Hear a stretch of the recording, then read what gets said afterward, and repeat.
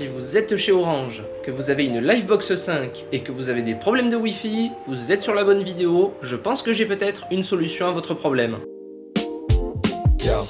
Pour vous expliquer le cœur du problème, il faut que je vous montre comment est fichue ma maison. Ma box internet se trouve dans mon salon, au rez-de-chaussée. Les soucis de connexion, nous les avons à l'étage. Mais pas parce que le Wi-Fi ne passe pas, bien au contraire. Le problème vient d'ailleurs. Mais alors Jamy, c'est quoi le problème et comment est-ce qu'on fait pour le régler? Le problème que j'ai avec ma connexion, c'est que ma box a tendance à switcher automatiquement de bande de fréquence quand je me trouve à l'étage de ma maison. Et donc mes débits se retrouvent ralentis, j'ai des vidéos qui chargent pendant 30 minutes et des speed tests absolument catastrophiques comme celui-ci que je vous affiche à l'écran pour vous dire ma ligne ADSL faisait mieux. C'est dire. Alors là, vous allez peut-être me dire, mais de quoi tu parles avec tes deux bandes de fréquences? Je ne comprends rien. Je vais t'expliquer. Il faut savoir que depuis quelques années maintenant, le Wi-Fi est biband. C'est-à-dire qu'on a une bande de fréquence de 2,4 GHz et une deuxième bande de 5 GHz. Tu dois savoir que plus la fréquence est rapide, et plus tu auras des débits élevés. Tu vas donc me dire, on a tous intérêt à aller sur le 5 GHz du coup, ou fréquence plus élevée si disponible. Le problème, c'est que moi, ma box, elle avait tendance à jongler entre les deux. Elle faisait un peu ce qu'elle voulait, quoi. Du coup, c'était très instable. Mais pour le coup, si tu as ce problème, eh bien c'est pas compliqué à régler, je vais te montrer comment faire. Je suppose que tu es déjà connecté au Wi-Fi de ta box, donc on va tout de suite passer à la suite. Ici, comme tu peux le constater, il y a marqué identification Livebox Orange. L'adresse c'est 192.168.1.1, c'est l'adresse universelle pour se connecter à l'interface d'administration de ta box, et c'est là-dedans qu'on va aller. Et tu vas te connecter à ton interface d'administration. Une fois que l'interface a complètement chargé, tu vas aller dans Wi-Fi Livebox.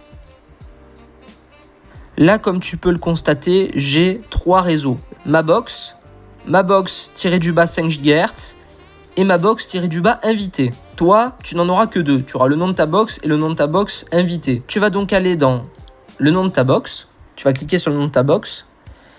Et là, tu vas arriver ici sur une petite liste de paramètres. Donc, tu as le nom, tu as les paramètres pour les deux bandes de fréquence. Et ici, on a l'option qui nous intéresse, SSID différent pour 5 GHz. De base, ce sera sur non. Tu vas cliquer sur le menu déroulant et tu vas mettre oui. Et ensuite, tu vas faire enregistrer. Une fois que tu as fait cette manipulation, tu vas te retrouver avec deux réseaux qui portent à peu près le même nom. Tu auras en premier le nom de ta box normale, celui que tu avais jusqu'à présent. Là, ce sera la bande de fréquence 2,4 GHz. Et ensuite, tu auras un deuxième réseau, qui sera nouveau celui-ci, qui sera le nom de ta box, tiré du bas, 5 GHz.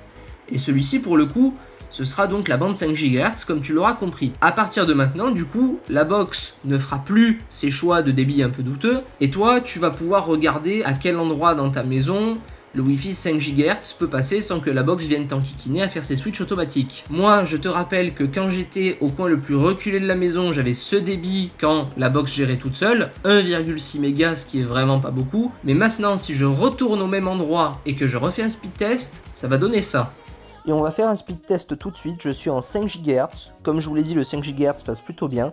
Je rappelle 1,6 mégas avant, et là, eh bien, on est à entre 160 au minimum, et ça peut monter jusqu'à plus ou moins 210 quand la box est plutôt en forme. Voilà, là on est à 220, 230, presque 40. C'est tout pour cette petite vidéo astuce, j'espère qu'elle t'a plu et qu'elle t'a permis d'avoir un meilleur débit partout dans ta maison et que tu en as fini avec les problèmes de stabilité. Personnellement, je pense que ça va me permettre d'éviter d'investir dans un système plus onéreux comme un répéteur Wi-Fi ou même un système de Wi-Fi Mesh qui, certes, possède une efficacité certaine mais qui sont quand même relativement onéreux. Donc si cette vidéo t'a plu et qu'elle t'a aidé, n'hésite pas à la liker et n'hésite pas à t'abonner à la chaîne YouTube pour ne pas manquer les prochaines vidéos. Allez, salut!